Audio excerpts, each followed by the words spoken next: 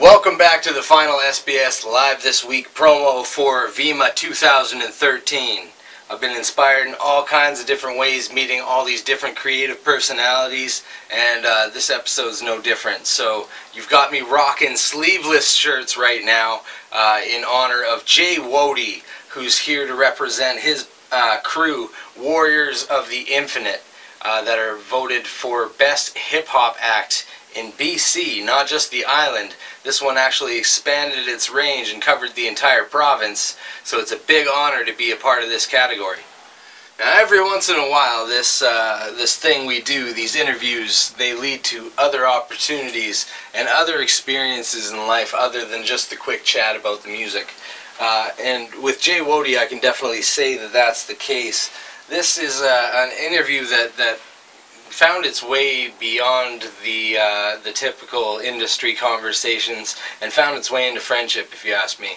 I've saved Jay to the end here. We're big supporters of Warriors of the Infinite and what they can achieve.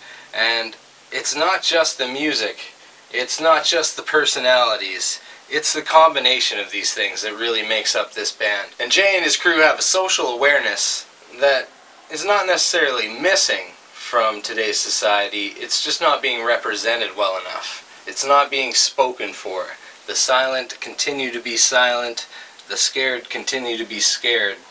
And people like Jay and his crew, Warriors of the Infinite, are here to help in standing up and making their voices heard, whether it's through the music, through their ideals, or just their general insights into what's happening in the world.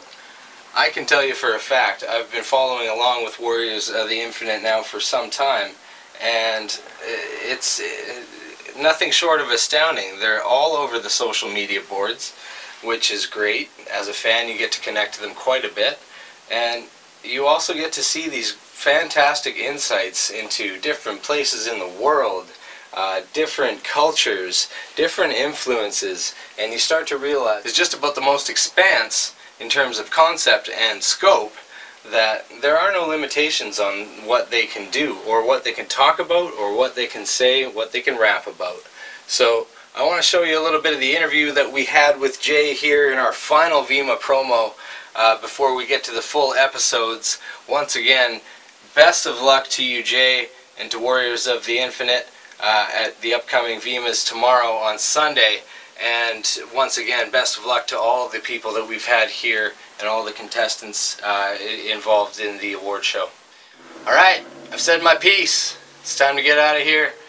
Jay, thank you very much again for reaching out to us beyond this interview and becoming just kind of part of the SBS network, and really sharing some stories of what's happening in Warriors of the Infinite and how it relates to the world, how it relates to SBS, how it relates to everything. The connections are there, and the connections are strong between us all and between the music, as you know. So we'll show you lots more with these VIMA All-Stars and these full episodes coming out. But for now, check out this promo. It's the last one. I mean, VIMA is almost here. I'm stoked. Tell me about, like, I'm a big grammar guy, and I know hip-hop acts are too, really, at the end of the day. So when I look at, that's true, the good ones are, in my opinion, right? You guys probably, I know you're following into that, and I'm going to tell you why I know. I know this because I look at an album title, like An Eye for an Eye, where there's a small I at the beginning and a capital I at the end, and I think to myself, these guys are putting thought and effort into every single letter, never mind every single word. Trying to. Is that fair to say? Yeah, man. Well, I was trying to take that old, that old saying, an eye for an eye, which is negative connotation, flip it, make it an eye for an eye. So instead of against each other, you're with each other for each other. Right. That's Warriors of the Infinite. It is. It's a nod to hip hop wordsmithing, is it not? I mean, poetry was bound to come up in this conversation at some point, right? But for those people that are or do consider themselves, I guess, more of the rap side than the hip hop side, is that still a fair description, or is that too old school? Is poet gangster enough for these people? I think I don't know. you know, term that I just saw a guy from LA who's trying to change the term gangster. Right. For him now it's Gangster Gardner. So Gangster Gardner? Yeah, so I don't know, it seems like in the whole thing they're trying to switch it up, right? Yeah, because the gangster cliche and all that's getting kind of outdone. Yeah, it is. Maybe World War III starting, so you want to be a tough guy. Yeah. It's kind of a weird time for them. Different world. Gangster Gardner, eh? Yeah. No, it's funny. It doesn't matter how many. I was thinking about that on the way here, and all those guys you gotta understand, when hip hop started, they were all from the ghetto.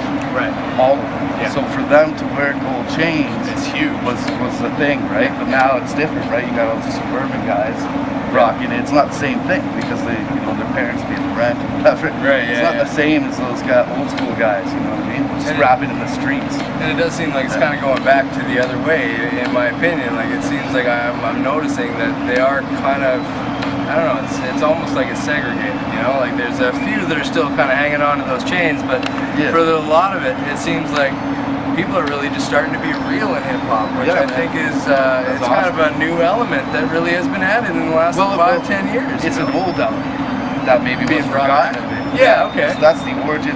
The origin of hip-hop is like reggae. Right. One brother coming down from Jamaica to New York, setting up his tables, and in Jamaica they used to do tacos, right? Yeah. So he would start spinning that stuff, and it was just guys in the streets with their turntables. Not even mics, I don't think, most of the time. So I love it. I love the attitude. That's it's like check mark. Jay, if you had to kind of give some advice to a young hip-hop crew starting out right now, something that's going to keep them humble, something that's going to keep them away from the celebrity and reality shows, what's the best thing you can do? Is there a left that you feel like you should have gone right, or something different? Not really. I've always kept it pretty underground. And I record everything myself. I make my own music, I make my own beats. I produce everything. I do the artwork. I do the you know what I mean? So I try to keep it that way. And then you'll be too busy. Right, yeah. Can't get into trouble. Right? I like it. It's a lot of work.